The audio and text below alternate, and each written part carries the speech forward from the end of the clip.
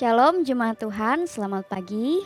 Kiranya kekuatan serta damai sejahtera dari Kristus selalu beserta dengan kita hari lepas hari. Sebelum kita mendengarkan firman Tuhan, mari kita bersatu hati di dalam doa. Bapa Maha Kasih, kami bersyukur untuk kesempatan hari ini boleh diberikan hidupan Tuhan. Kami memohon pertolongan-Mu Tuhan, sebentar kami akan membaca firman Tuhan, biarlah Roh Kudus memimpin dan menyertai kami. Di dalam nama Tuhan Yesus Kristus kami berdoa. Amin.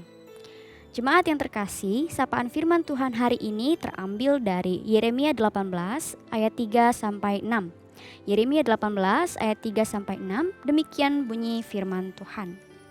Lalu pergilah aku ke rumah tukang periuk, dan kebetulan ia sedang bekerja dengan pelarikan.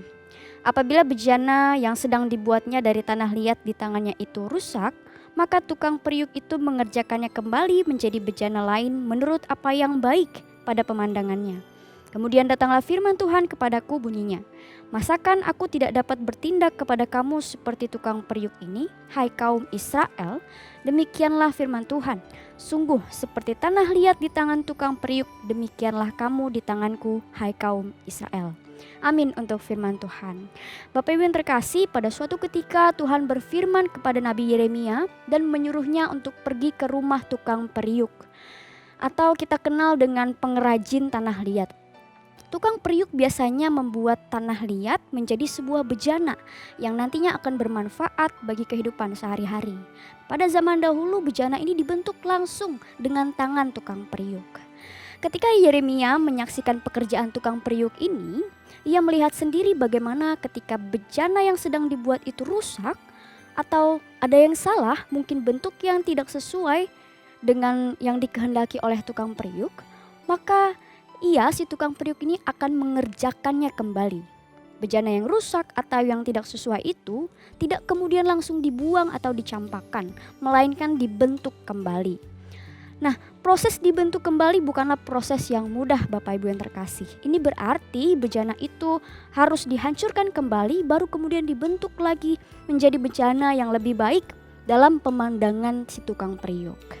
Kemudian Tuhan berfirman kepada Yeremia bahwa Ia Tuhan sanggup berbuat seperti itu dalam kehidupan umatnya, Israel. Israel dalam kehidupannya telah rusak, tetapi Tuhan tidak mencampakkan mereka. Tuhan memilih untuk membentuk mereka kembali menjadi orang-orang yang lebih baik dalam pemandangan Tuhan. Suatu pembelajaran yang sangat indah bagi kita sekalian. Bagaimana Tuhan mengatakan, seperti tanah liat dalam tangan tukang periuk, demikianlah kamu di tanganku. Demikianlah Tuhan dalam hidup kita Bapak Ibu Saudara, seumpama tukang periuk.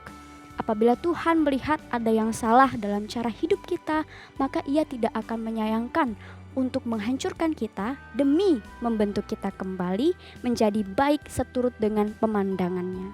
Oleh sebab itu, percayakanlah hidup kita kepada Sang Pembentuk kita. Jangan keraskan hati kita kala Tuhan sedang membentuk kita, agar kelak kita menjadi bejana yang indah dalam pemandangan Tuhan yang mulia. Amin untuk firman Tuhan, mari kita berdoa.